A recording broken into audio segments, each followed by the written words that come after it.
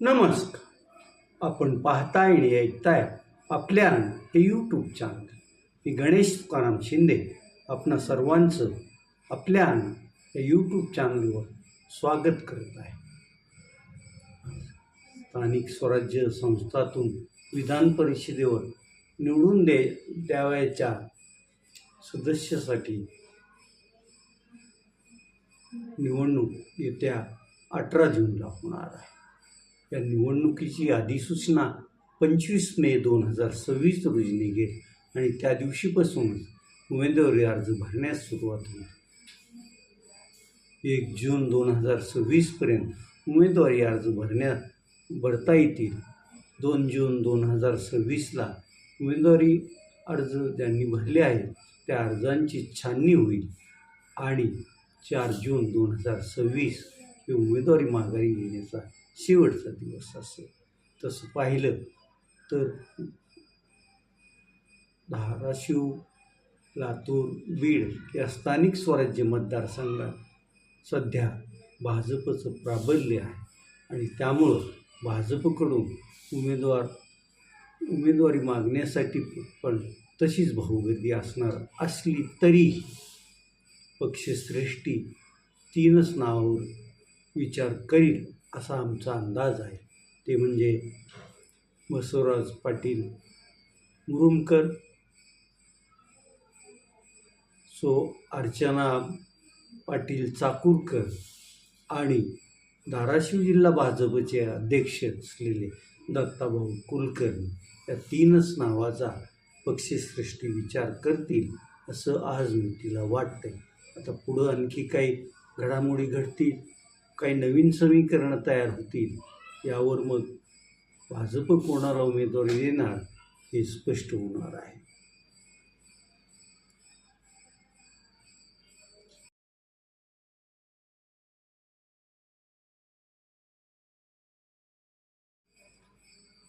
धाराशिव, लातूर, बीड या तिन्ही जिल्ह्यातील नगरपरिषदांच्या निवडणुका झाल्या असल्यामुळं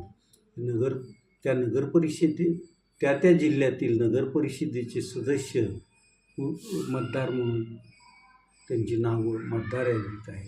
धाराशिव आणि लातूर जिल्ह्यातील जिल्हा परिषदेच्या निवडणुकाही पार पडलेल्या आहेत. त्यामुळं या 2 जिल्ह्याचे जिल्हा परिषद सदस्य पण या मतदार यादीत असतील. एकूण की बीड जिल्हा परिषदेची निवडणूक होऊ न शकल्यामुळे तेथील जिल्हा परिषदेचे कोणीही सदस्य नसणार आहे आणि मतदार यादीत त्यांची नावं नसणार आहे नक्की.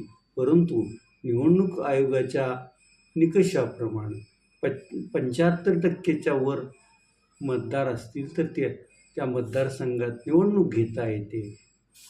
त्या निकषाला धाराशिव, बीड, लातूर हा स्थानिक स्वराज्य मतदारसंघ पूर्णपणे उतरलेला आहे आणि या मतदारसंघात एकूण 93% एवढे मतदार आहे. या 93% मतदारातील जवळपास 70% मतदार हे भाजप किंवा महायुतीचे आहे आणि अवघे 20-30% मतदार हे महाविकास आघाडी किंवा विरोधातील आहेत. असं एकंदरीत आजच्या घडीला या मतदारसंघाचं चित्र आहे. तशी ही निवडणूक बिनविरोध किंवा न लढता सोडली जाणार नाही.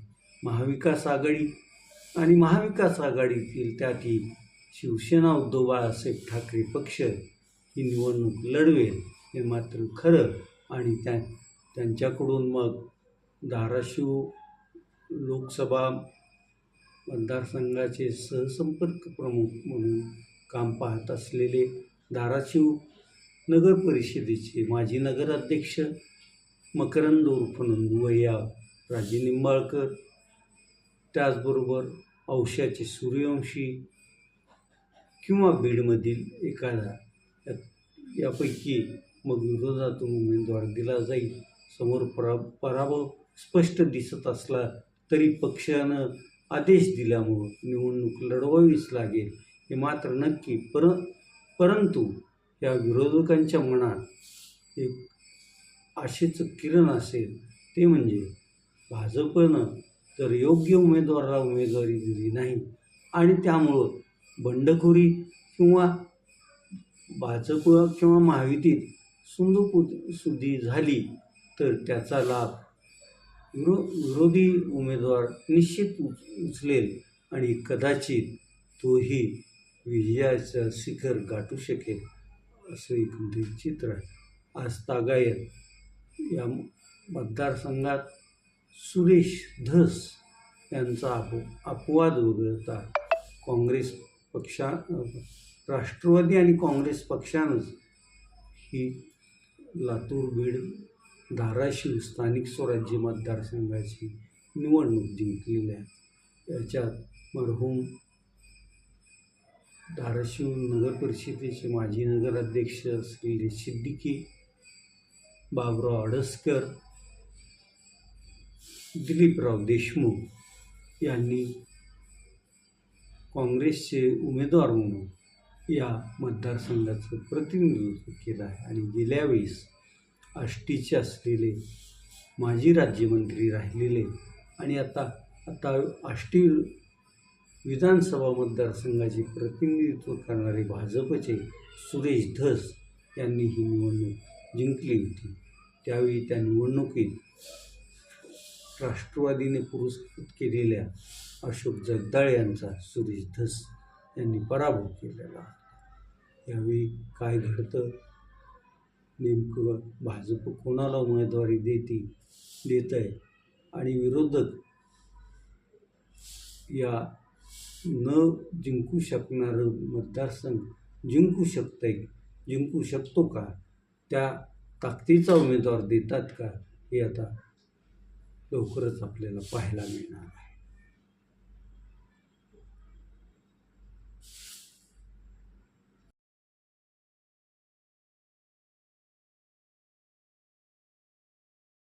आज संध्याकाळी 7:30 वाजता टाटा IPL T20 क्रिकेट स्पर्धा 2026च्या 74 सामन्यापैकी 69वा सामना होणार.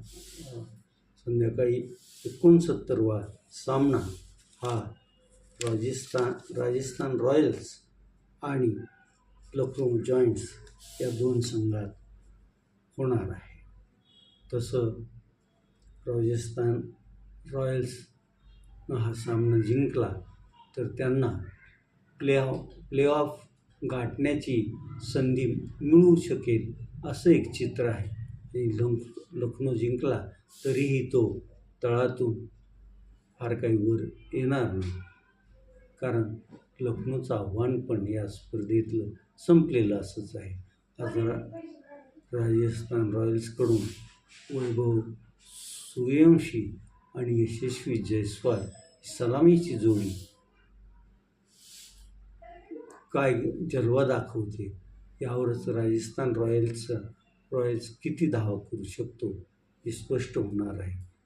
तर इकडं लखनौकडे निकोलस पुरन, मार्च, ऋषभ पंत हे फलंदाजीत काय कमाल करतात यावरच लखनौचं भवितव्य अवलंबून असणार आहे. 74 पैकी 69 म्हणजे आता फक्त 1 ते 2 हे याच्यातले सामने शिल्लक राहिलेले असतील आणि ते 2 सामने संपल्यानंतर मग खऱ्या अर्थानं यावर्षीच्या टाटा IPL T20 क्रिकेट स्पर्धेच्या अंतिम पर्वाला सुरुवात होईल आणि यावर्षी हा IPL चषक कोण जिंकेल याचं उत्तर आपल्याला 31 मे रोजी मिळेल. मात्र नक्की आता आपण इथंच थांबूया. तुम्ही आपल्या YouTube चॅनल सबस्क्राईब करा, लाईक करा आणि कमेंट्स पण नोंदवा. धन्यवाद.